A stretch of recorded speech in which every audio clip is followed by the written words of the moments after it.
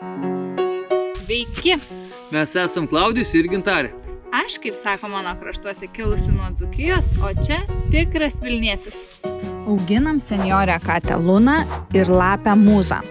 Nors gyvename pačioje Vilniaus širdyje ir dievinam savo senamiesčio dvasia alsuojantį butuką, pirmai progai pasitaikius vis tiek sprunkam kuo toliau nuo civilizacijos. Vasaromis miestą iškeičiam į atokų vienkiemį, kurio neranda net navigacija.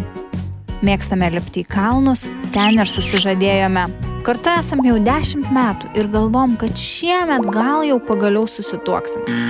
Bet vietoj to nusipirkom lūšnelę. Tai dabar mėginsim ją paversti trobele.